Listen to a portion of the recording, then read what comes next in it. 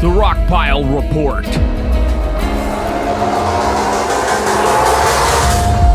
Buffalo, New York is going to be the epicenter of every stargazing nerd's wet dream.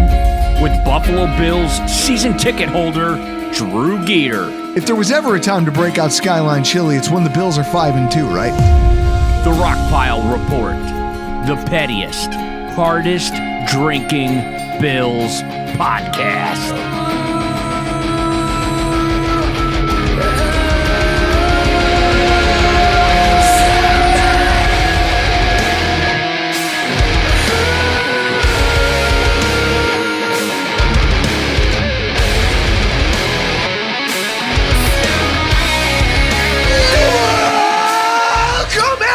Everybody to another edition of the Rockpile Report podcast.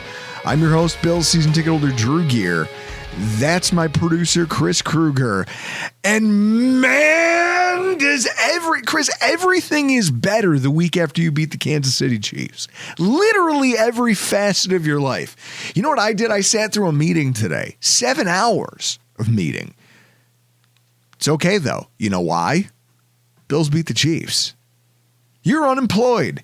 That's okay. You want to know why? You want to know why? Chris, tell me. Well, why? Because the Bills beat the Chiefs. Yeah. The only thing better would be able to have this live on the internet for people to see. Guys, the Gremlins won this round. Can we break the fourth wall down? So I have Verizon Internet. We'll start there. And what do you call that over there on the other side of the base? It's called the ONT. Yeah. So the ONT's over there and the router's upstairs. So we fished the Ethernet cable specifically for the ATEM back down into the basement without measuring because we're men and we're trying to get this done in a timely fashion. Not enough juice to get over there. We had no length. So I just bought another cable on Amazon just now. So maybe next week we'll be live. Who knows? We'd have to start, though, with this. Well, actually, hang on. We need to start with this. Yeah, we need to start with this. First and foremost, I'm excited. Guys.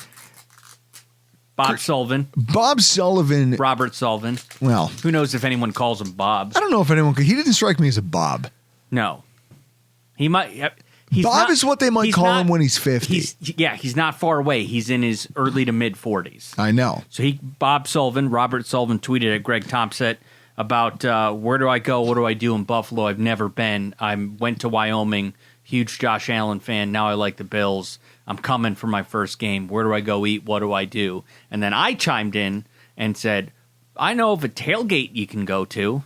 And then Greg said, you do this. He came. You do that. And I gave him and his wife some cocktails. And then they were like, I know it's creepy. Can we get an address? We'll send you a bottle of bourbon. Now, this allegedly came in a couple weeks ago, but for whatever reason, it went to the people across the street. And the old guy over there signed for it without even... Like a man does. Without looking or reading the box. As a man does. Because you have to sign it because it's liquor. He gets the package, signs for it, puts it on the counter, goes about his day. Why? Because he's a dude. He's like, I don't know what my wife bought. I don't care. I signed for the package and I go about my business. So they tried figuring out who bought this bottle, and then they told a neighbor, and the neighbor was like, I'll figure it out. I'm a neighborhood crime watch person. So then she just landed on that it might be me. So I came home the other day from taking my wife's son to his dad's, and I got a knock on the door, and they said, are you Chris Kruger? And I said, I wish I was someone else. But yes, that is my given name. And then they walked me across the street, and I got this bottle of Wyoming whiskey, double cask, straight bourbon whiskey, finished in sherry casks from Wyoming whiskey. Now, here locally, we do get Wyoming whiskey. We don't get the 100 proof, though. We do get the 80 proof. So I have my presidential Glencairn right here, because you got to have a delicious bourbon while we go over what happened. Now, while he pours this, I want to point something out, guys. There's something about Chris that I find hilarious, and it was kind of it involves whiskey, and it was kind of rolled out this weekend as we were getting ready for the tailgate. Guys, I don't know if you've read this, but there's something going on right now with Russell's Reserve. Chris can explain it a little bit better than me, but I'm just not going to give him the opportunity. If you follow the coding on some of the bottles, I'm going to make you go Google the story for yourself to figure out what. It's the laser code LLME. Something happened where there are bottles of Russell's Reserve 15-year that didn't pass the 15-year, like whatever the quality inspection or whatever they weren't dated the way that they or aged to the degree they thought they should be, whatever the case is. They decided to take this really aged version of Russell's Reserve and just dump it in to a bunch of beers. Yeah, with the 10-year blend. And so now what you've got is a bunch of unicorn bottles of liquor rolling around out there for public consumption. And it's all identified by this laser etched bottle. Now, here's what I love about this. Chris starts this conversation by telling me this, and I think it's incredibly interesting. You know, we're waiting kind of to get the tailgate going and get everything set up. He tells me this and then just casually throws in, oh yeah, I went to 12 different liquor stores in the last couple days looking for bottles. This is what the unemployed do with their free time. He's perusing every liquor store in Erie County, searching for he's like Charlie in the Chocolate Factory, looking for just like Willy Wonka in the Chocolate Factory. He's looking for one golden ticket. He's perusing every single bottle in every single store trying to find the golden ticket. You're like Grandpa Joe. Grandpa Joe from Willy Wonka in the Chocolate Factory. Oh, I thought you meant the president. I'm not going to lie. I think they were both invalids, but that's not funny, right? We shouldn't joke about that. No, we can joke about the president because it's over. Either way, this is what Chris does. This is what the unemployed do with their free time, and I'm not going to lie. I'm jealous. I am jealous. Now, Chris. Cheers. Cheers. It does have a nice strong scent to it. Bob, and to you. While I chain up, I'm too deep here. Ooh, that's nice. It's got just a smallest hint of burn for being 100 proof double cask. This is so nice. And apparently you can't get this 100 proof version outside of Wyoming. You can't get this outside of Wyoming. You can only get it. I'm sure you can get it in states around Wyoming, but we can only get the 88 proof here. That's nice. Sir, very smooth. Thank you. As I chase it with a golden bullet. Guys, the reason we're here, let's get into it. The Week 11 recap, Buffalo Bills 30, Kansas City, just a paltry 21. Stats of the game, Patrick Mahomes, 23 of 33, 196. Chris, 196 for Patrick Mahomes. I want you to take that, think about it. 196 yards passing for Patrick Mahomes, 23 of 33, 3 touchdowns to 2 picks and 2 sacks. A 90 QBR. Josh Allen, 27 of 40, 262, 1 tutty, 1 pick, 83.5 QBR, 12 rushes for 55 yards, and a touchdown. Guess how many rushing attempts or yards Patrick Mahomes had? A 0. A giant Keon Coleman, a number 0. Mahomes on deep passing attempts. 1 of 6 on throws of more than 20 or more air yards. Josh Allen, 0 sacks taken in the game. Kansas City, first in the NFL in 20-plus yard plays allowed entering the game with just 18 on the entire season. Gave up 6 against Buffalo. That's a third of their season total. As usual, we end with the giant dollar sign. The only way to end your gold chain lineup. There we go.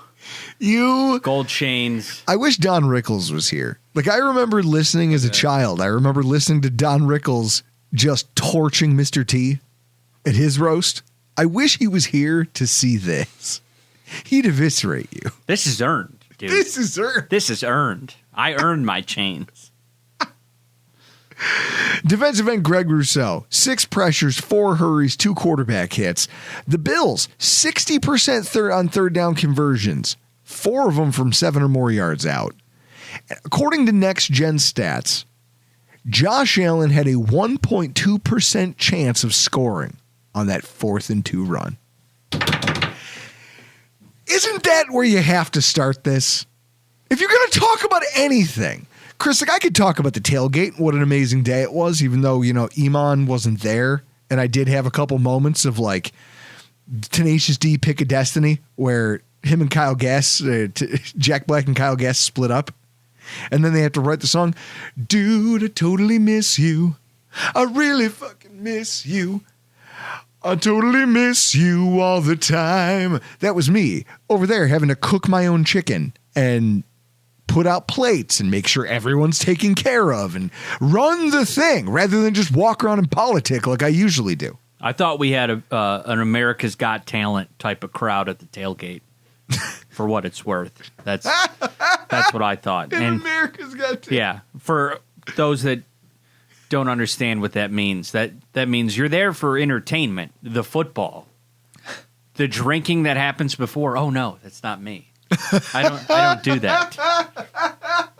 Because I've had a conversation before with the guy that owns the comedy club in Rochester. Because he you have Bob Saget and Preacher Lawson that both command like this near the same price tag, and they sell out the whole weekend. But Bob Saget's crowd fucking drinks, and you make bank as a club on the liquor sales. Preacher Lawson, who comes from America's Got Talent, nobody fucking drinks that watches him. We came home with so much booze. Yeah, so I have a ton of booze in that freezer over there with my freezer door. Old Fashions and Manhattans. But it was nice. Gary Smith, formerly of the AFC East Bros podcast, came. The Vanilla Gorilla himself. He showed up with his Chiefs fan dad. That was fun. Johanna. Mm-hmm. Listen, I don't care. Her grandson, he doesn't matter to me right now. Johanna's she's the highlight of every tailgate she's at. She needs to be at all of them. That lady rules. She's the best. Yeah. I swear to God, like, there's a part of me that's like, I wish you were my grandma. Can you adopt me as your grandparent? Like, can grandparents do that? Yeah. If there is. Well, we did have a 60-year-old man openly cry later in the day. Not at our tailgate. Oh, Jimmy Kennedy. His daughter brought him up for his first game and came to our tailgate, had an old fashioned. Jimmy, I was so happy. I was so happy that he got to have that day. Like, you have no idea how cool I thought it was that he wanted to spend the day hanging out with our dumbasses. And he got to see the crowd we put together, which, Chris, we tell everybody, we're just dudes. And it's just a crowd of just dudes who all like to hang out, have some beers, maybe get a little loud with each other about sports opinions. But otherwise, come as you are. No one cares. Detro came, brought his entire crew. He had an amazing spread. We laid it out. I think our corner of that lot is the best tailgating that lot has seen in a while. 100%. Guys, it was awesome. It was an awesome day, but the day did not get better and can't possibly eclipse what happened on 4th and 2. Which time? Chris, when Josh Allen takes off on 4th and 2. Which one? The game-ending touchdown. Okay, not the interception 4th and 2 where we should have kicked a field goal. Oh, we're going to talk about that. Okay. Oh, trust me, we're going to bring that up. I want you guys to think about this. Anytime that you're in a bad mood or you're watching the Bills and you're mad at something they do, I learned this past weekend after that play, getting to see it with my own 2 eyes. I want you to do me a favor. I want you to open a cold beer. Okay? Doesn't matter brand, doesn't matter in fact, it doesn't even have to be cold. Just crack a beer. I want you to find a comfortable chair and I want you to sit back and I want you to think to yourself, just the most recent Bills game, whatever the last drive you saw from the team was, even if it didn't go well. And then say, what if Trent Edwards was here right now? Did you ever think, Chris, when we were stuck in the Kyle Orton, EJ Manuel, Trent Edwards, who else? JP Losman, Kelly Holcomb cycle of being a Bills fan that we would ever get to see? Does Gibran Hamden? Does that count? You know, he was the best clipboard holder that the Bills ever had. What about this? One of my favorites. 7th round pick, downtown Levi Brown. That was a thing that happened. That is a thing that happened. Thad Lewis. If you think back over all the years of mediocrity that we've absorbed, and we've just drank our way through. And I think after a while you almost get numb to it, the way like people who are in jail get numb to the fact that they can't like go outside whenever they want to. We just got used to having mediocre quarterbacks. And then this fell into our lap like a meteor from space. like Superman is a baby falling from whatever the hell. I'm not a nerd, so I don't know the name of his planet, but people have a million analogies for what Josh Allen is, right? All I know is that we're very lucky to have this. Right now, like we all get right now, if you're listening to this podcast, if you're watching Bills games anytime, like in the last 5 years, know that you are incredibly lucky that you get to live in the time of Josh Allen being a Buffalo Bills quarterback. I'm sure it's finite. I'm sure it will come to a resounding end. So soak it up while you still have it, because these are the things you get when you have Josh Allen as your quarterback, when you have an elite quarterback. The guy who makes the impossible seem almost routine, he makes it look easy. He enjoys it. He's incredible. And he's this perfect blend of, oh, shucks, country boy, hey, I'm down to earth, and then just absolute lunatic in all of the best ways possible. And all of that was on display in this Chiefs game. And for all the analogies, you know, people refer to him as a golden retriever. He's always our St. Bernard. To me, he's just fat man and little boy. He's a nuclear weapon. He's unstoppable once he's deployed. Like Russia, everybody else in the NFL is trying to get their hands on one. And like North Korea, some people will absolutely embarrass themselves in the pursuit. Think about it. Trey Lance, Anthony Richardson. Do you know Pete Prisco said that Will Levis had like Josh Allen traits? All of these people are going to gravitate towards the next guy who reminds them of our quarterback, and they're going to draft him in the first round and embarrass themselves because we all know that Will Levis failed because he puts mayonnaise in coffee. That's why he's a failure. Is that we talk about offenses on different scales. If I see you put, like if we're out to dinner, Chris, or like we go out to breakfast and we sit down at a diner and I order my hash brown and my eggs, I get some hash. I'd probably want corned beef hash. Let's assume we're at a Waffle House. I've actually never been to one, so I don't know what I would order there.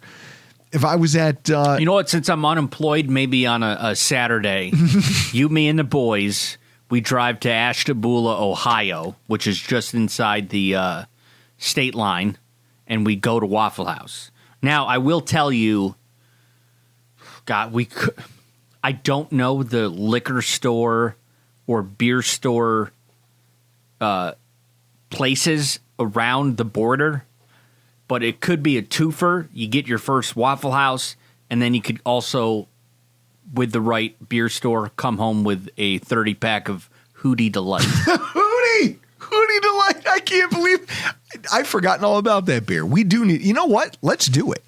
Let's set a day, and let's go get some goddamn Waffle House. Guys, total aside, I got led astray by it. So anyways, I sit down and I order my crispy potatoes. And I order... It'd be hash browns scattered, smothered, and covered. And then you order a coffee, and she goes, oh, sugar or cream? And you go, no, Hellman's. I'm going to tell you what I do. I would very casually excuse myself to go to the bathroom. I would get in the car, and I would abandon you there. Because that's the proper response to finding out someone puts mayonnaise in their fucking coffee. The thing I find the strangest is that when you think back, it feels like forever ago, right? That our consecutive streak of 1-score games, like, oh, the Bills haven't lost a game by more than 1 score. That ended in week 4.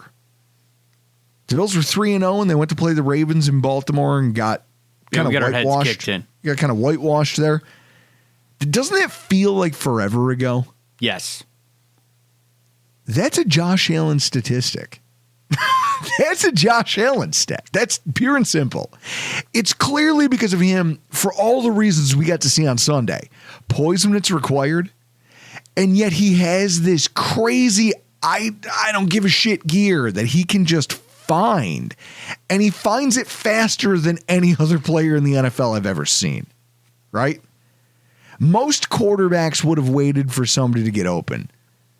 Josh is just like, oh, okay, you mean I can go barreling forward and maybe take out a couple defenders in my wake? Awesome. Let's do this thing. And it's one of the things I want to open the show with. The business decision that safety made, Brian Cook. Brian Cook is not a bad safety. He's a Super Bowl champion. He was one of the players responsible for stepping up when the Kansas City Chiefs went young and then won the Super Bowl over the Eagles a couple years ago. But on that run, the safety who meets him at the goal line, first of all, Allen outweighs him by 50 pounds. And everybody knows that he loves contact. He doesn't shy away from it, and in fact, it gets him going. So when you're a safety in that position, you've got to kind of make a business decision. Do I want to be the guy? Chris, imagine being in his shoes. Do I want to be the guy? Because this play is going. He already knows. He's got a full head of steam. He's been running for 29 yards. Inside of a 3-foot box, am I, being outweighed 50 pounds, going to be the one to stop him? No. Probably not. Is this play going to be shown on ESPN over and over and over again? Yep. Do I want to be posterized and have this be part of my legacy? Or do I want to attack the football, make it seem like I made a tackle effort, and just take him into the end zone? Josh Allen never had to leave his feet. That's incredible. That's respect. That's a safety who's like, man, I could submarine him. I could go low. I could try to do a lot of things, but whatever I do, it's going to be on national television. I just want this over. Just get me off the field. Get me out of this situation. Hopefully Patrick Mahomes has some shit in the bank. He's also like, well, that guy and that guy and that guy fucked up. So in the film session, I'm not going to be the only one getting roasted. It's just amazing to see the conflict that our quarterback causes and just what he's capable of when he's fully weaponized behind an aggressive approach from a head coach we're not used to seeing it from. Now, before I can get into the coaching job and all of this, there's something that Chris just touched on that I wanted, something we fought about in the middle of the game, something I went to Twitter Live about and made him discuss against his will. I'll point out the guy that bought our extra ticket, who sat next to me, also agreed with me. Of course he did, because he's an idiot who paid $300 for that ticket. He looked like he was. He looked like he. He paid $300 for my extra ticket. He looked like he had the money for it. Sure. And to him that $300 for Bills Chiefs was a $50 note. It looked like he did have good teeth. Yes. Guys, another missed PAT on the season for Tyler Bass. And the miss, I understand in retrospect, when you're watching it in the stadium versus when you're seeing it at home, you're not hearing the discourse. You're not getting the notes. So here we are sitting in the stadium, and it's just another miss.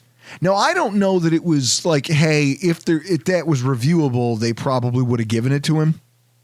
But it's not a reviewable play because the NFL's just awesome like that. It was close. And so they decide not to give it to him. Now, I did not know this. So now, but I think it bears considering.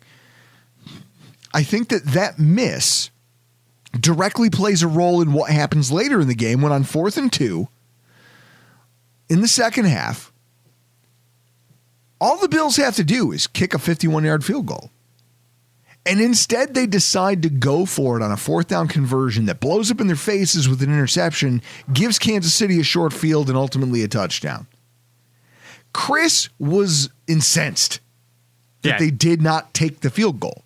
Kick a field goal. And my point is, I go, look, man, whether you want to hear this or not, it might be the right decision to kick the field goal. If you keep missing kicks, they're not going to trust you in those moments. Who are they going to trust? You or Josh Allen? It's a 2-yard play. Are you going to trust Tyler Bass or Josh Allen? I mean, looking at that play and what happened and how it played out. You got Bass. Hold on. Let me just fire you down. You have no audio over there, so deal with it.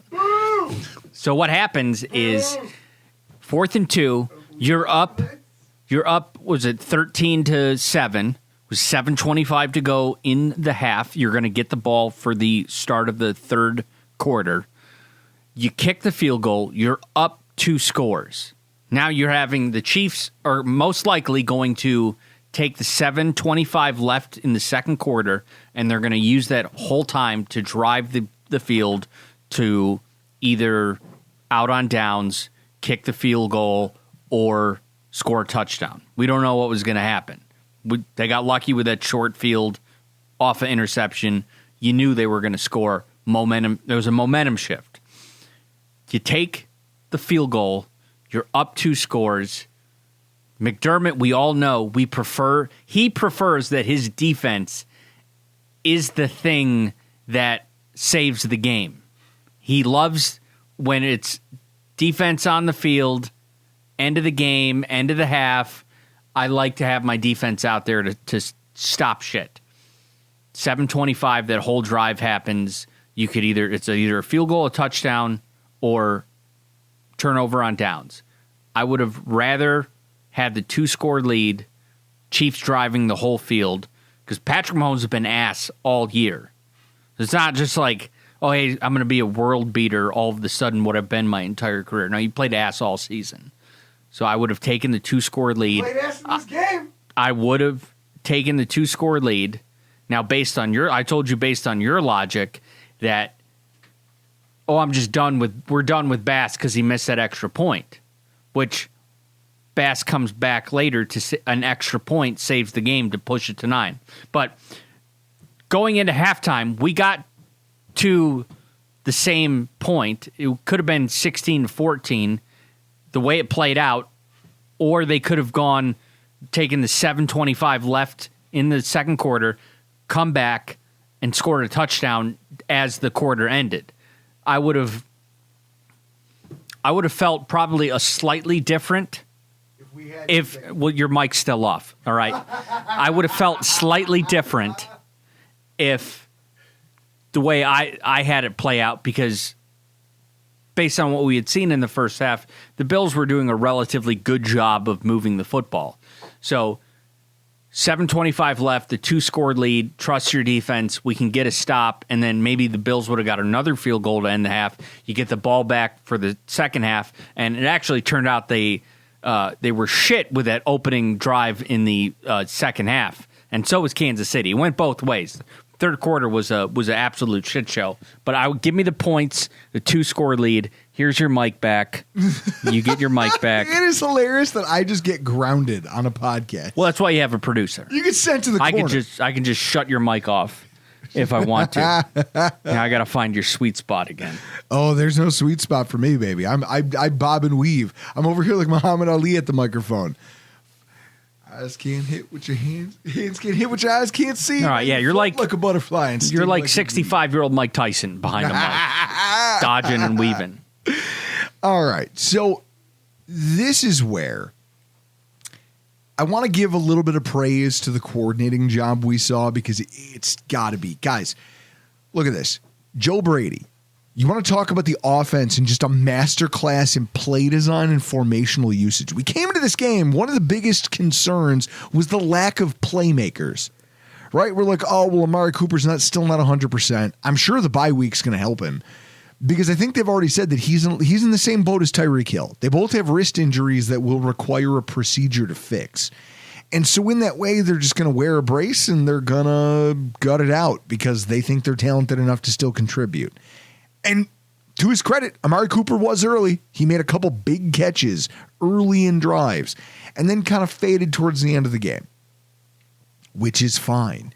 Maybe that's intentional. They go, listen, now we roll in Hollins. Once we hit him a couple times, gave him something to think about, we're now going to mix in Hollins and we're going to get back into more of what we want to do and take some of the strain off of Amari Cooper. I mean, if I look at it from a snaps perspective, I just want to check the number here just to fact check myself. Amari Cooper only played 51% of the snaps in the game. So it's not like he was a consistent presence in the offense. Like for how useful were those? They were fantastic. Yeah, there were a handful of catches that you were big glad catches that he was on. That he was dressed. Strikes. Khalil Shakir played 71%. Curtis Samuel played 60. Mac Hollins played 56. They gave Amari Cooper the early part of the game, made a statement, and then backed away from it and completely went to a different part of their playbook with Amari Cooper kind of not off the field, but off the field. And I think that alone speaks to the fact that Joe Brady understands his skill position group, what he has, and how to craft a game plan. I mean, look at this. The perfect example, the Knox completion to Leo Chenal. They go heavy formation with extra offensive linemen on first down, and everybody's going run. It's a run play. Instead, play action pass to Knox up the seam, knowing that Leo Chenal cannot help but keep his eyes in the backfield. You know, it's funny. You know who did a funny breakdown of it? John Fina from the Overreaction Network with Joe Miller. John Fina had a really good breakdown of that play, just talking about Chenal's eyes. He's like, this is what happens to a linebacker who gets caught up in play action. Watch him. He goes, Knox is already running into the seam and he's not turning his head. And what it was taking advantage of Spagnuolo's aggressive tendencies towards, like, they're a run-stop oriented defense. When you show them strong personnel, the Buffalo Bills try to play a lot of nickel. And they go, look, we are what we are, and we think that this is enough to dictate play to you. We're not going to play base 4-3 unless you get us in the red zone and force us to do it. We are going to try in all phases of the game to stay a nickel team because we have Teron Johnson, and he's so talented that despite his small size, he can still be impactful against the run. That's not the Chiefs. The Chiefs believe that if they can force you into run fits, this is our sweet spot. They're the number one rushing defense in the NFL. But we kept using the run. And that's what I love. I saw a lot of Bills fans bitching about Brady. Oh, why are we still running the ball? It's not getting anywhere. You know why? Have you ever boxed? You don't just go out and throw. Like, anybody who's ever boxed doesn't understand or who's never boxed won't understand this. Because of the streaming issues. Yeah. You don't go out there and throw haymakers, right? What you do, there's a science to this. You have to set up the haymaker. You have to set up the uppercut. And it's a lot of jabs. But those jabs are measuring distance. It's setting a precedent that you can't get this close to me before I at least feather you, I touch you, right? Or at least I attempt. I'm never going to knock you out with a jab. A jab's not really going to hurt you. It's meant to create a little bit of space so I can do the next thing. And that's what Joe Brady did with the rushing attack this week. He jabbed him and jabbed him and jabbed him and jabbed him. And then when it was time, he rolls out this play action pass against Leo Chenal, and it just decimates him. That guy's nowhere near Knox. And he runs away with it, and it's a great play on a drive we go on to score on. A lot of 12 personnel usage. And that's something fans carped about earlier in the year when we talked about a lot of like power spread formation stuff. They ran it, and what I think is notable, Chris, they ran it without having Spencer Brown. They had a backup right tackle and Alec Anderson on the field. And Chris, what did it look like we were missing anyone? If I hadn't told you that Ryan Vandermark was playing in place of Spencer Brown, would you have known? No. Like the lay fan who's watching at home, you wouldn't have known.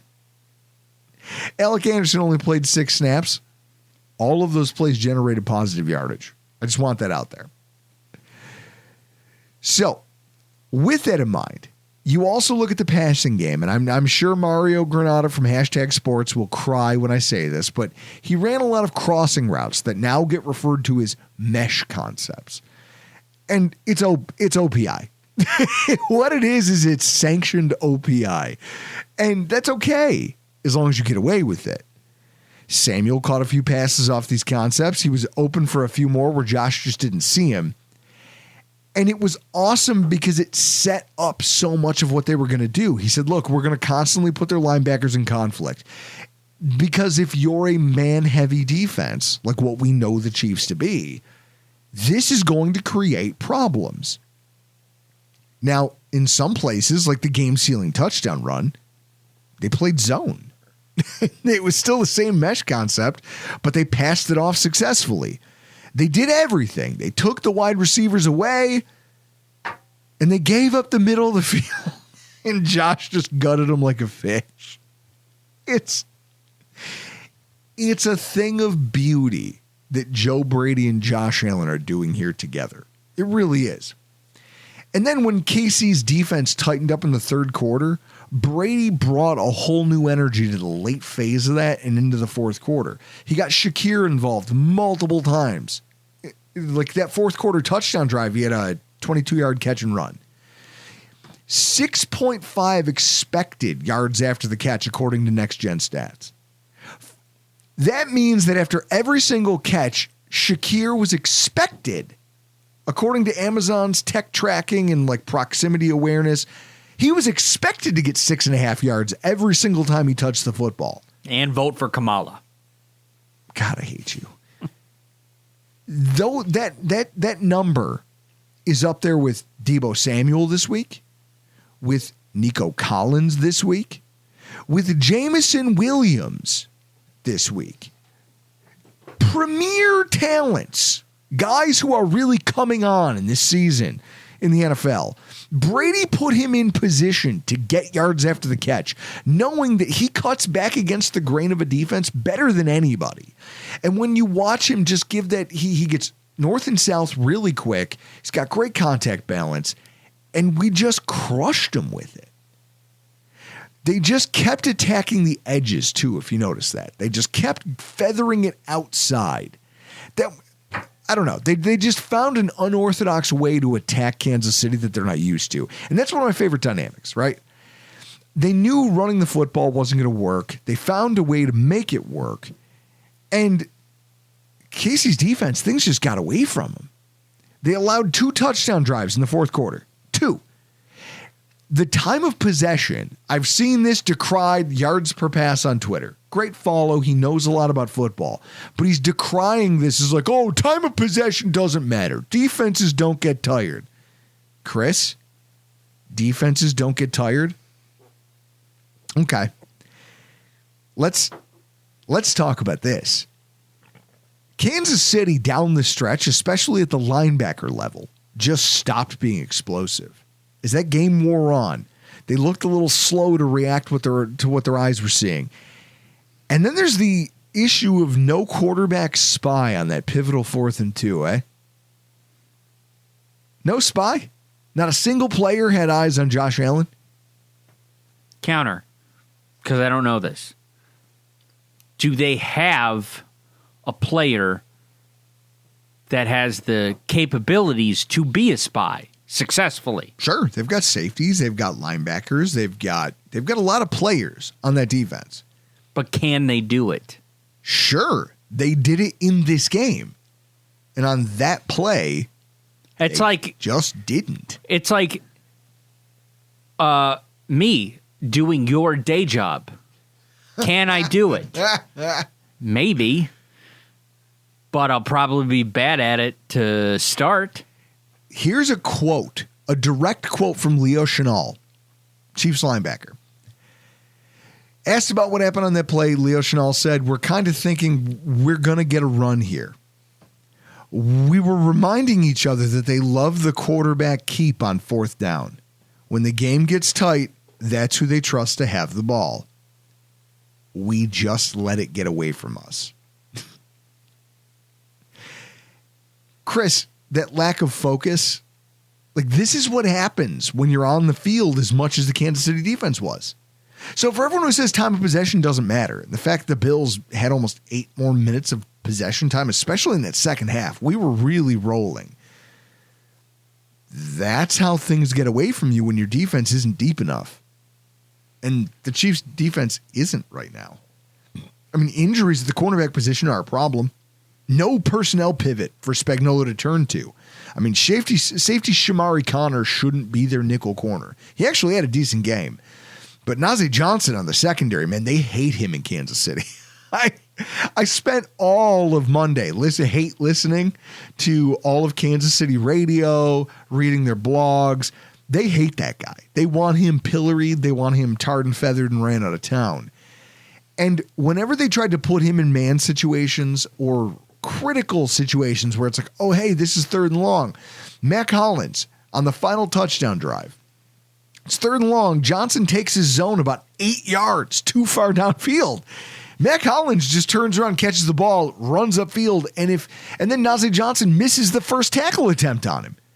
If it wasn't for, I don't remember who, somebody comes in and grabs him by the ankle, but if he doesn't, he's probably still running right now.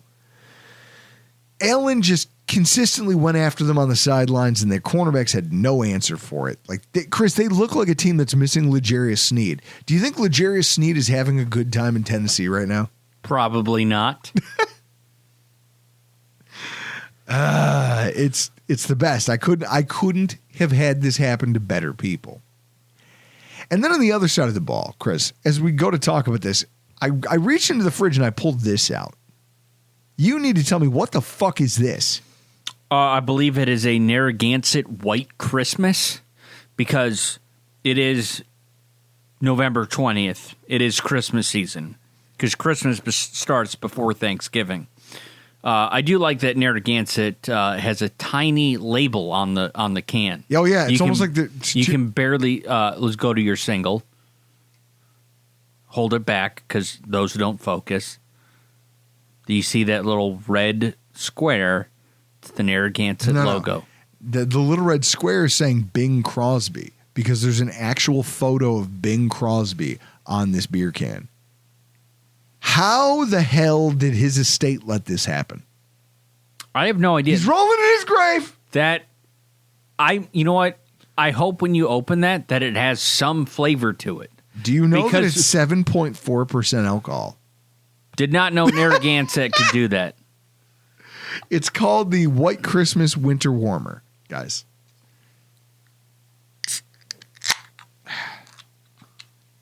It better have flavor to it. Oh, it does. It's like someone took a bath in the river and then jarred it and then made beer out of the water. Good God. Like if you took a bath in the river?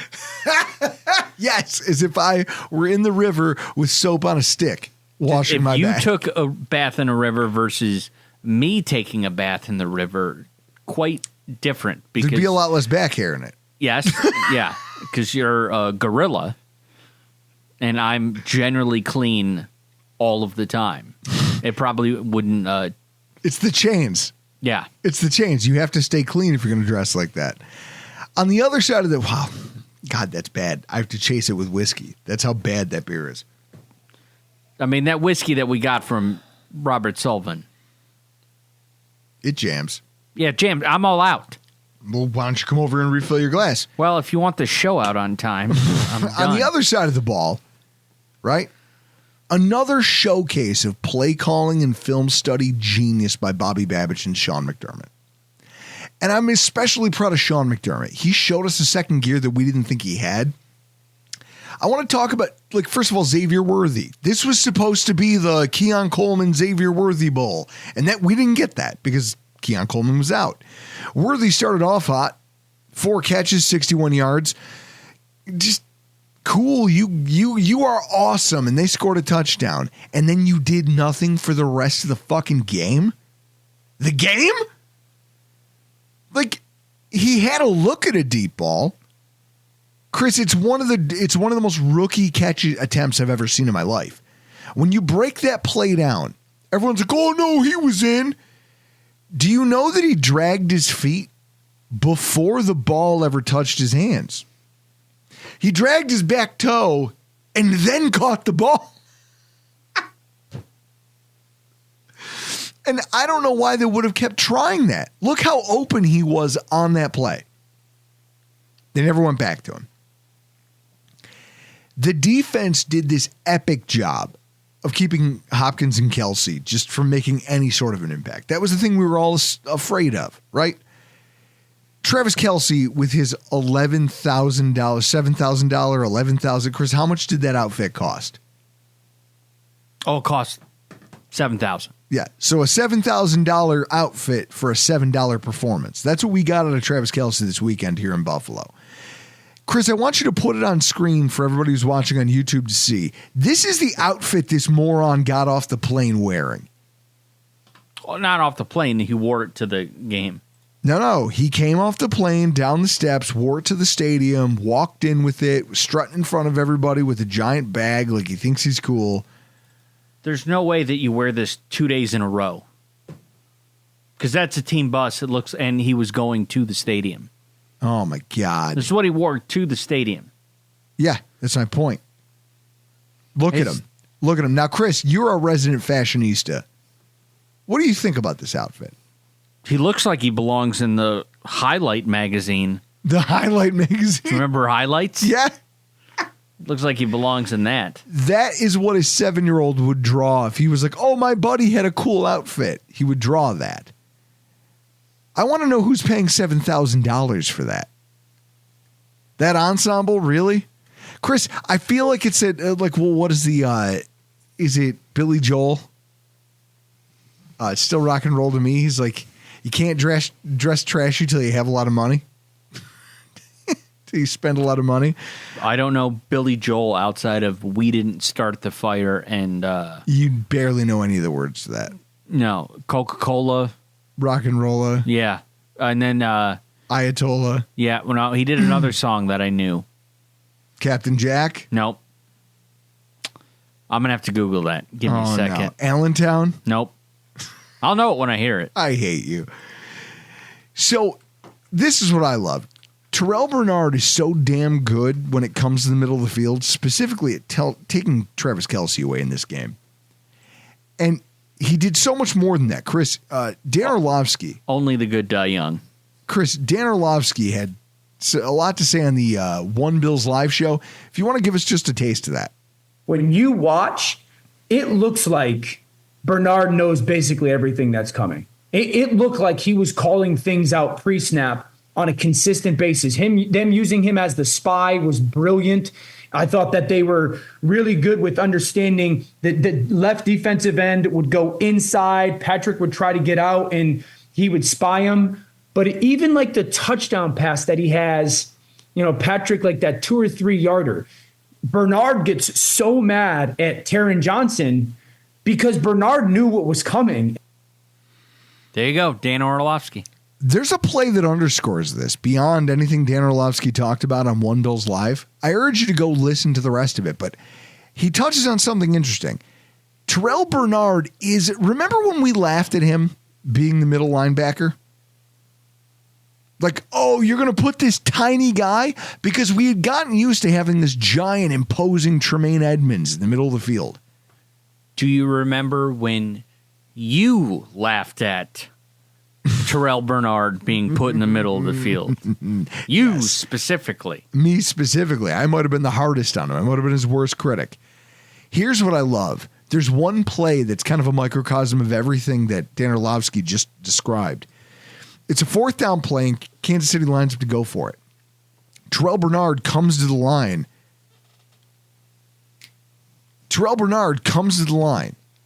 And literally slaps at Oliver on the ass.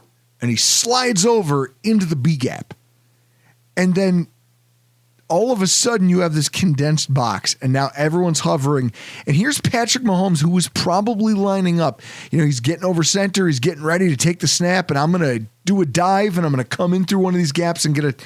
And then he stops and he goes, oh, and you watch his whole body language change. He goes, ooh, all right. Guys, you know what? Pack this in. We're going to punt. Now, Chris, would Josh Allen have dove headfirst into those defensive tackles anyway? 100% he's Josh Allen. And this is the differentiation. Our defense has the ability to intimidate Patrick Mahomes. I don't care what anyone says. We have it, and we've proven we can do it. But this play was Terrell Bernard understanding, I know what's coming. You know it's coming. We've done our film study. He's going to line up like this, and then all of a sudden he's going to run up to the line, snap the ball out of pistol. He's going to run up, snap the ball, dive. And then as soon as he slapped that Oliver and he moved, you watched Patrick Mahomes just wilt. He was an all-star in the middle of the field, and it's something we could have desperately used in our playoff game with. Instead, what do we have? Terrell Dodson and A.J. Klein? That makes sense. Yeah. Now imagine what that could look like if you added Milano. I can get behind that. Oh, my God. And then, you think about Hopkins. There was a sequence that kind of summed it all up. Benford breaks up a deep pass to Hopkins, and on the very next play, Kelsey gets shoestringed for no gain by Cam Lewis on back-to-back plays en route to a punt. And that's their entire day. You're getting your ass handed to you by guys who are either late-round draft picks or undrafted free agents because you're old. You're fucking old. And you might be washed. I don't know. We'll find out. I think the real thing that dictated this game was the trench play and just the fucking attitude. Chris, how impressed were you by the fact that our team punched them every time they punched us, both literally and physically? I like it. But we didn't throw any punches like that dude from the Colts, though. I don't know about that. I saw some shit. I saw some things going on. Now, here's what I love. Two things crossed my mind when I was sitting in the stands. First one, thinking about it, and then I watched the replay, and then I went and looked at the box stats. Do you guys know that in a game where we knew that this is a veteran team, this is a team that we play all the time, we understand the level of compete they bring to the table, do you know that I didn't hear a single Javon Solomon reference on the broad? Like, I didn't see his number, I didn't hear his name called out in the stadium, and then you go home and you rewatch the broadcast, you're like, fuck, I didn't hear him. Sure enough, he was active. He played 67% of the special team snaps. He just didn't play a single defensive snap for just the second time all season. But he wasn't alone. Javon Solomon, Cole Bishop, Joel Andreessen did not see a single defensive snap, but played over 60% of our special teams. Now, there's a joke in there somewhere about McDermott not trusting young players, but I understand in this instance. Because, Chris, this is a heavyweight fight. This ain't for kids. Guys, why don't you sit? This is Sean McDermott being like, hey, guys, do you see what we're about to go out here and do? This is what you have to be in order to get on the field in these moments. Go out there and watch Terrell Bernard, Joel Andreessen. Do you see what he's doing? You do that, and maybe someday you'll find yourself on this field. Hey, Javon Solomon, watch Greg Rousseau.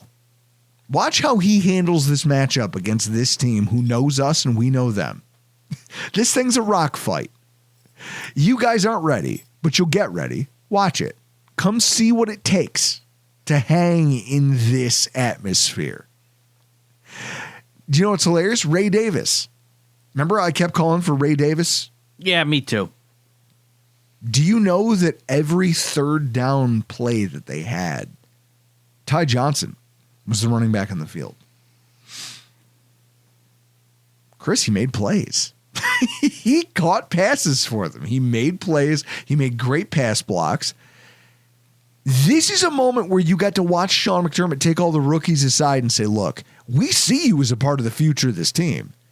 Also, I need you to shut up and look at what it takes to compete in a game like this.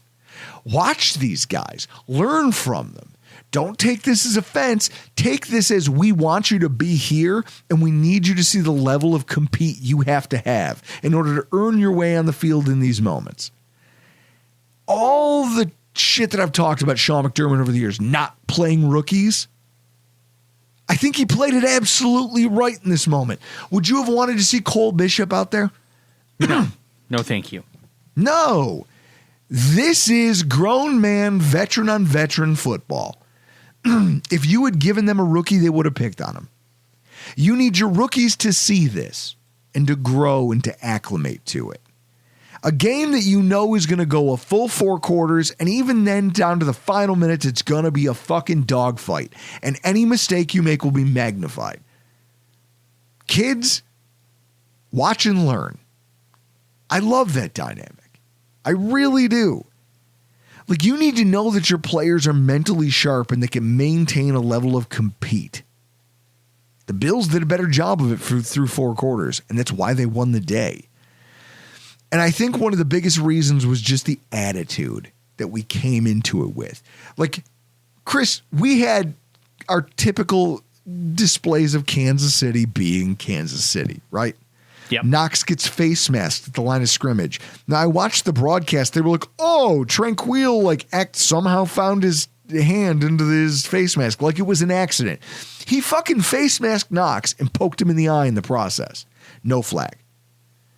Giant face mask that went uncalled that set the internet on fire. Trace Smith mauling Dorian Williams after the play right into the back of his own wide receiver, Juju Smith-Schuster, and starts a fight that gets both teams penalized. This is who the Chiefs are. It's in their DNA. They play with an edge. They play borderline dirty, too dirty football. You know, Chris Jones punching John Feliciano in the side of the head. And they try to physically intimidate you. I go back to the 2020 AFC title game. John Feliciano gets punched in the head by Chris Jones. Charvarius Ward takes Stephon Diggs, who at the time was going through like a core muscle injury. Like he had a hernia. And he's getting suplexed after the whistle. German suplexed. And then Okafor slams Josh on the ground, leading to him to throw the football off Okafor's helmet and starts a brawl that ignites both teams. It's basically the end of the game. It is what it is. In the trenches, this Chiefs team has a long-standing history of bullying and just aggressive style of play against us. And it always pays dividends for them on both sides of the football. And for once, it felt like the Bills not only matched them, but brought our own horse shit to the table. Epinesa, after the whistle, just giving people the business. It was awesome. Chris, when we were sitting in the stadium, I watched it. Trace Smith had his back turned, and Epinesa just gives him a two-handed shove right between the numbers. And Trace Smith turns around, and Epinesa puts his arms out like, hey. And a bunch of his teammates grab him. They're like, no, don't get flagged. Don't get flagged. He's trying to egg you on. Rasul Douglas talking shit to Kansas City as they walked off the field when they tried to draw us offside and it didn't work. One of my favorite moments, Benford, downfield, mixing it up with Peyton Hendershot. Peyton Hendershot outweighs Christian Benford by literally 52 pounds. And there's Christian Benford. They're both grabbing each other by the face mask, talking shit, John pushing and shoving each other. And then Rousseau just throwing guys around after the whistle and just being in the offensive line's face all day long. We were the aggressors in this football game. We were the ones who intimidated them. And it was refreshing. It was far more refreshing than this terrible white Christmas beer. Chris, I mean it. The Bing Crosby estate should sue Narragansett for this. I'll get behind that. God, it's borderline undrinkable. You know what? I'm getting a golden bullet. And when you watch the execution. Let me try it. Yeah, get in there, Chris. Get yourself a snootful. It just sits on your tongue. There's like a burning, like they call it a winter warmer. There's something that tastes like it's, because again, it's Narragansett, so it still has no flavor on the back end, but there's this weird offensive thing that just sits on your tongue. Like if you licked the carpet, that's a beer that tastes like you licked a rug that people wipe their boots on in the winter. Musty. That's a musty beer. I wouldn't be surprised if Narragansett also tried to claim this as like a Scotch ale. Maybe. It has a little bit of Scotch ale taste to it. Like I said, this is what happened if you were to take a Scotch ale, pour it into like an entryway mat, and then wring it out into a glass. The beer sucks. But look at the impact.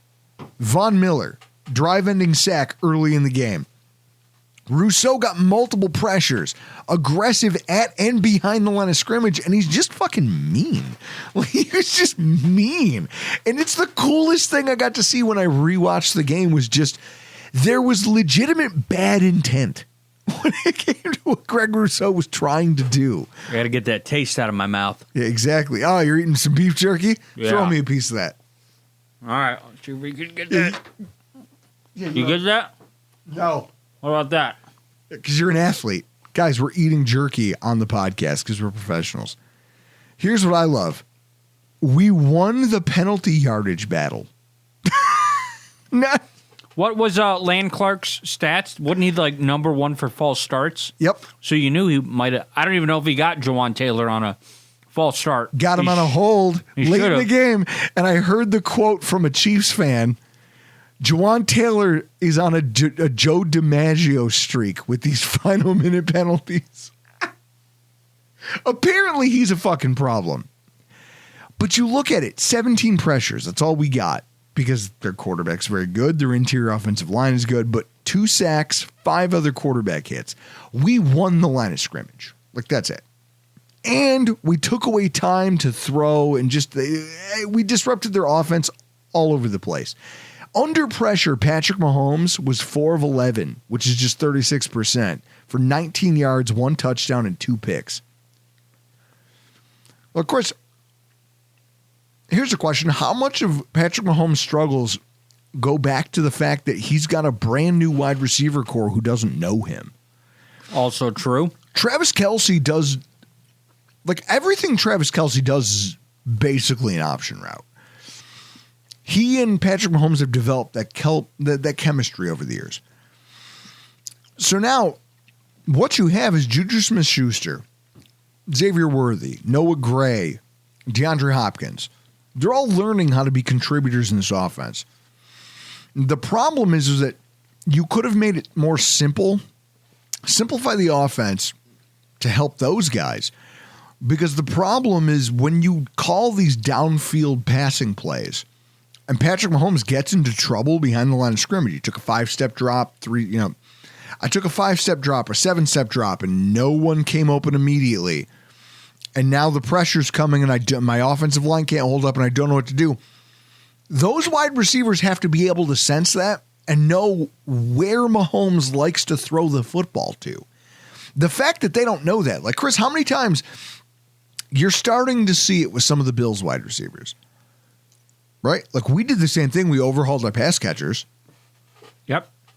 They know how to come back, make themselves available, get open, try to help bail Josh out when he gets in trouble. Mahomes' wide receiver group is still learning how to do that, and it's not going well. It didn't go well in this game, and it's half the reason that under pressure he was terrible.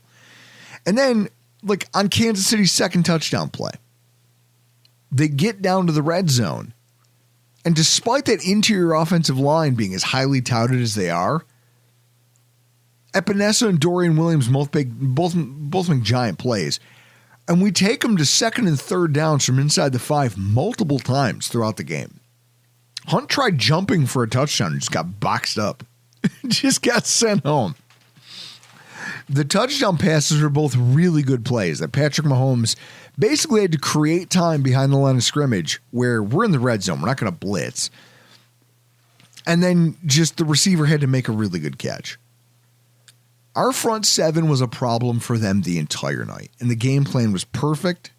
And the aggressiveness by Sean McDermott to allow them to play that style of football was perfect. It was just more than they could handle. And then on the final play, like, that's what I go back to. The final play. They snap the ball. Well, first of all, they get backed up because of Jawan Taylor's stupid holding penalty. Now, Mahomes' ability to run for a first down, he can't.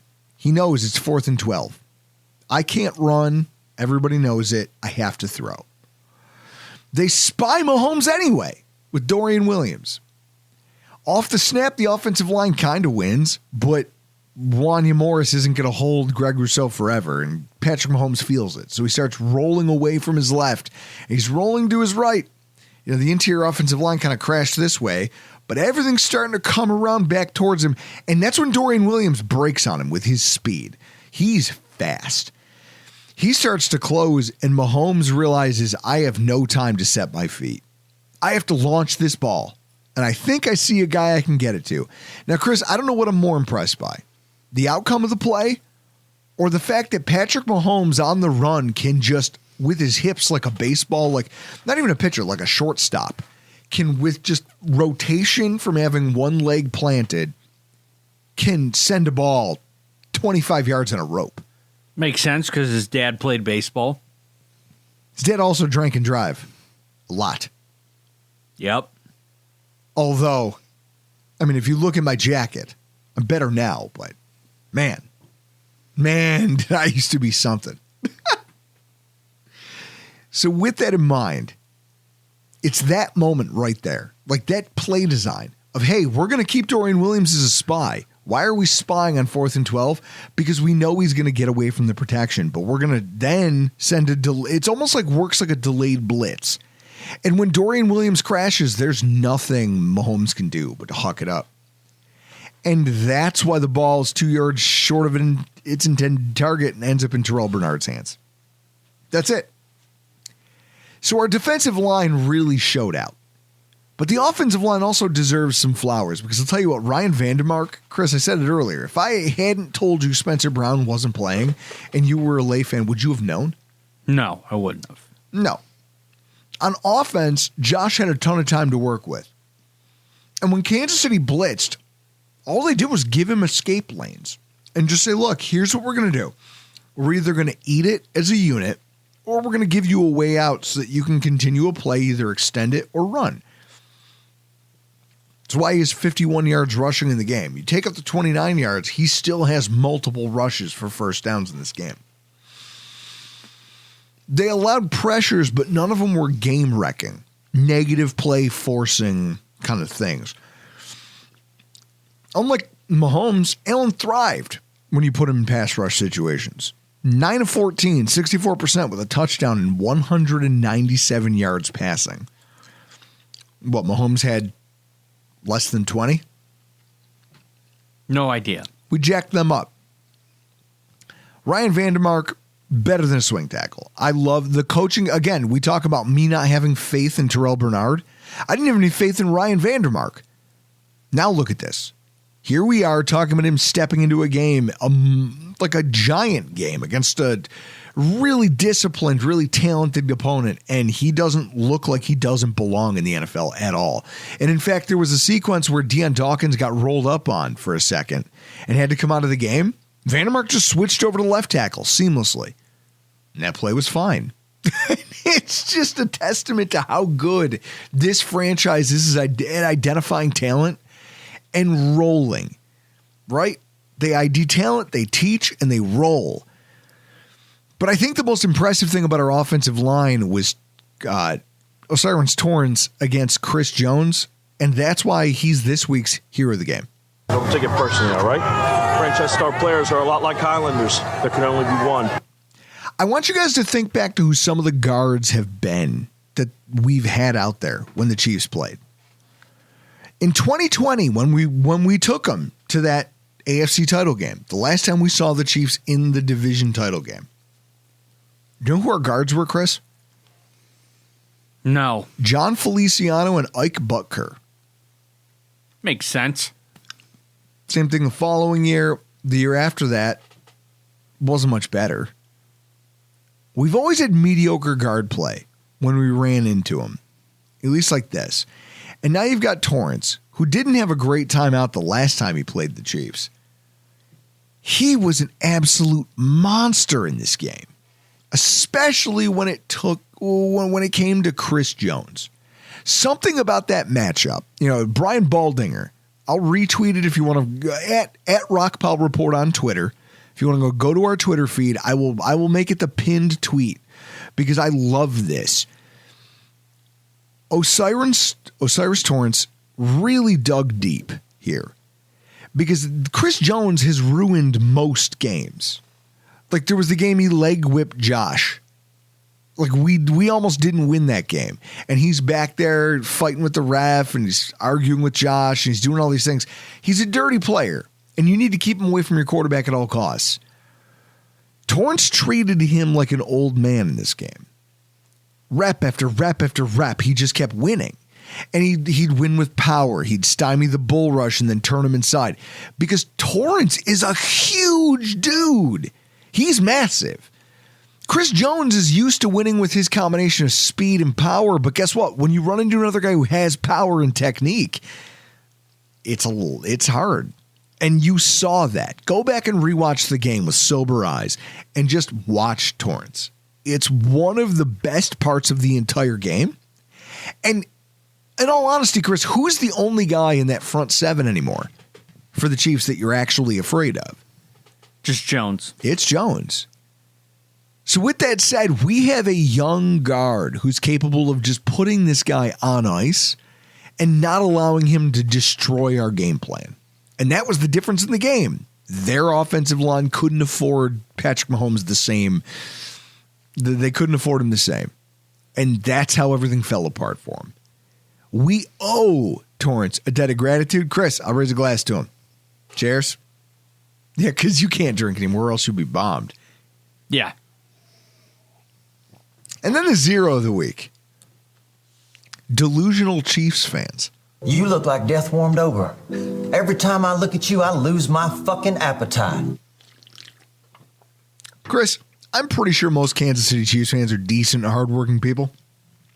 They put their pants on one leg at a time like the rest of us, and they I don't know. They probably do really have a healthy respect for the outcome of this game.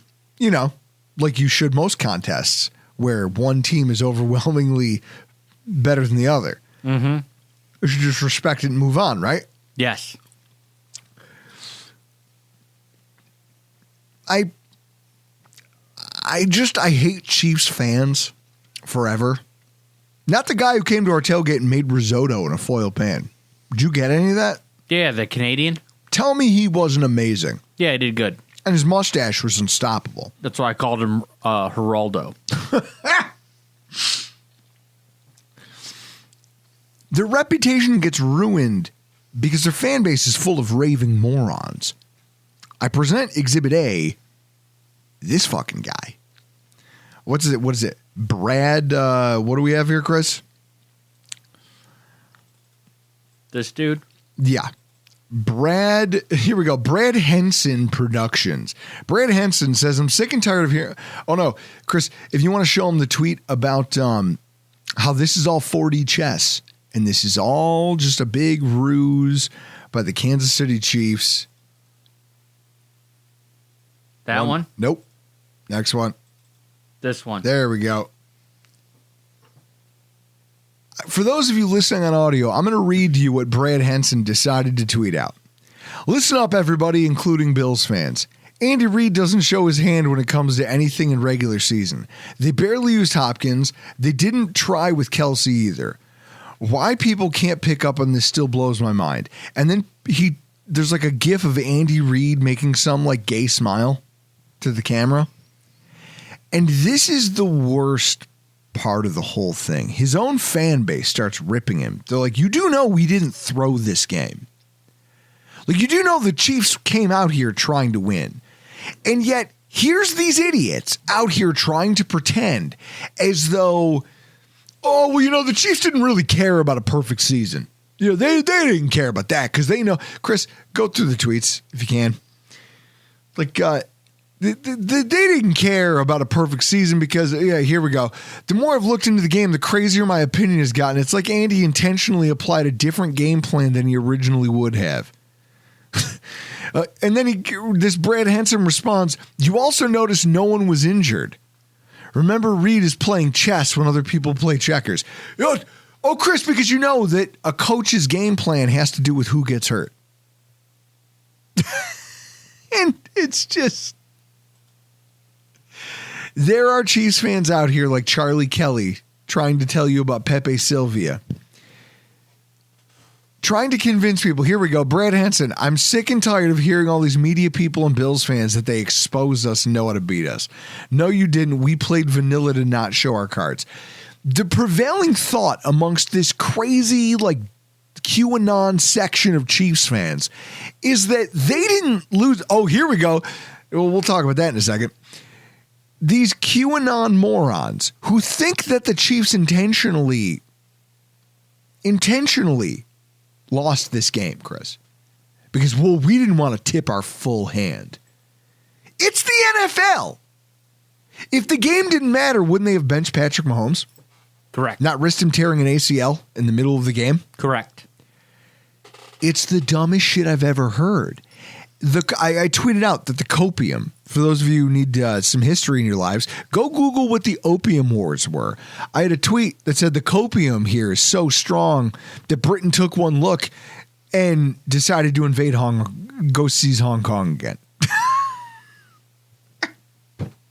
A bunch of fans who aren't used to getting beat and looking bad in the process. They're used to getting beat by the Bills in the regular season. They're not used to looking bad in the process.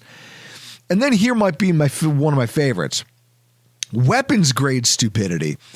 It's the Bills score an illegal pick play and the internet is crickets. And some guy made an AI image of Josh Allen hugging a referee. First of all, you're damn right it was offensive pass interference, and we got away with it. And I'm not sorry. I'll do it again. I would recommend we do it 50 times. I'll never apologize to you fucking people. I'm not sorry. Chris, how's it feel, baby? Woo! It's got to be a head rush for Chiefs fans to watch themselves get fucked the same way they've screwed over so many teams, so many years in a row. Like, oh my God, the referees aren't calling this illegal contact downfield that gave my wide receiver separation. Hilarious that you guys are the ones who are going to try to come and cry about it now. There's no sympathy here for you. I've got zero. Chris, it's cold lotion, baby. Watching them have to cope with the fact that, hey, guess what? The refs, you didn't win the penalty battle. You didn't win on the scoreboard. Yeah, we actually got away with some shit. Ain't that funny? Ain't it funny? Now, I will say Mac Hollins, I got to credit where credit's due. A friend of mine named Cam made the point. He goes, Mac Hollins needs to knock that shit off because come the playoffs, he will get called for it. He's got to continue running his route. He can't just stop. If he slows down, he can still accomplish the same thing and then keep with motion. But if he just keeps doing this thing where he runs his route and then stops, eventually we're going to get flagged. But until then, I'll see them in hell. Chris, any final thoughts? Oh, yeah. Got where is it? It's over here. See that number? Dead cap? Hell yeah. And you're 9-2. $70 million? 9-2, $70 million in dead cap. Oh my God. Second in the league. Oh my God. That's it. That's the tweet. That's the tweet. Here's what I love about this. We got treated to an absolute, this is what football is supposed to be at its highest levels.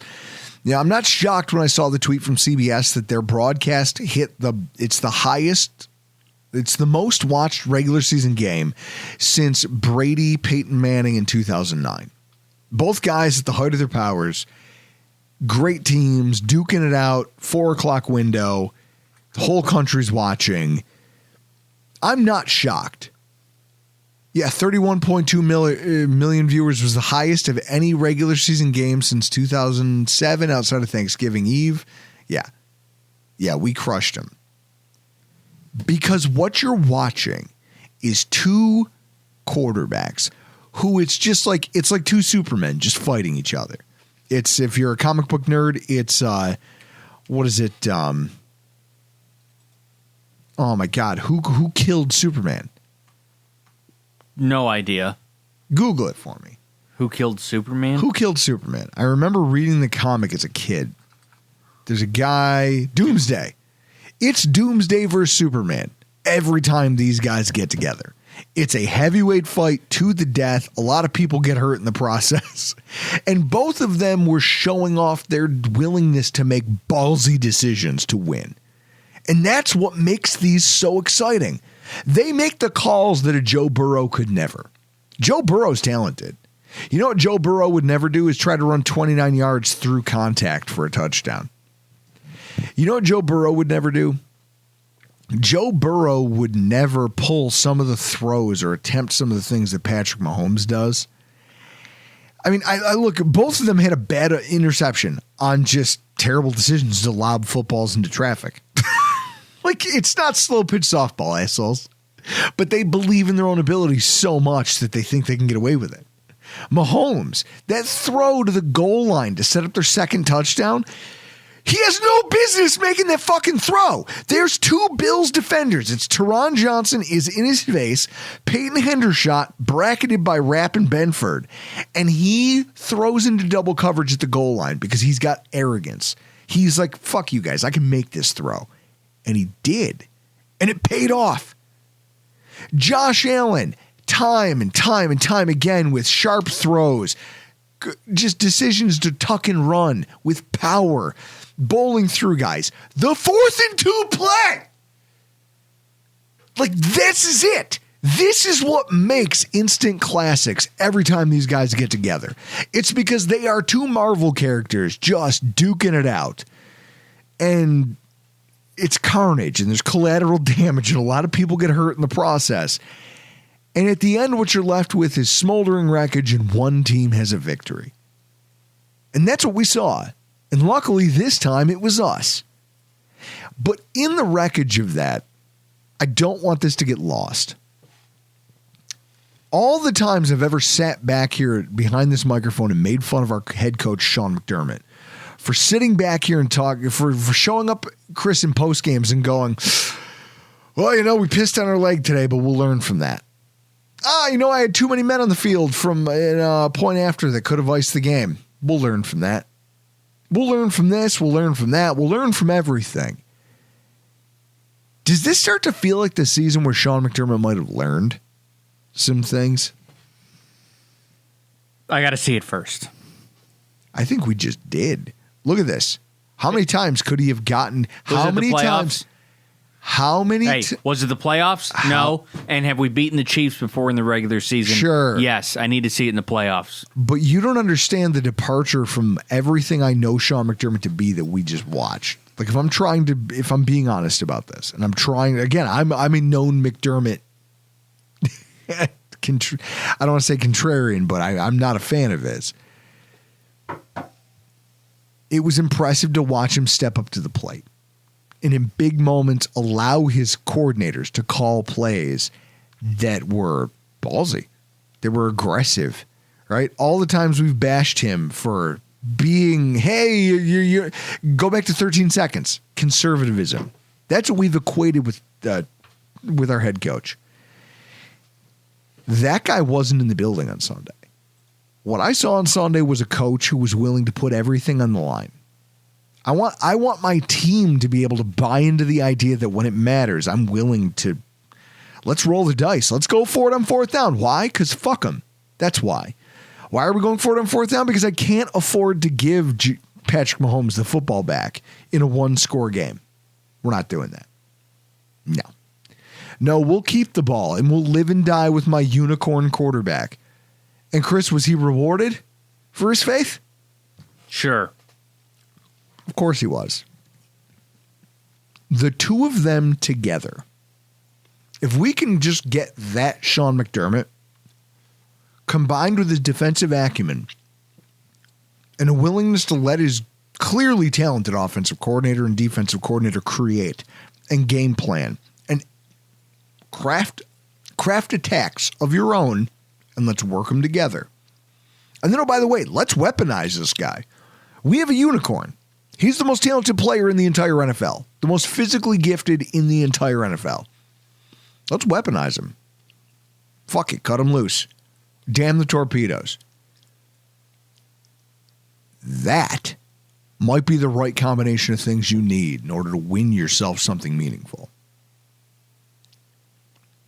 I'm excited to see what the rest of the season brings. And Chris, I'm also very full of jerky whiskey and beer. And with that, we got to get the hell out of here. Guys, this has been a lot of fun. I'm Drew Gear. That's Chris Kruger. And this has been your Rock Pile Report.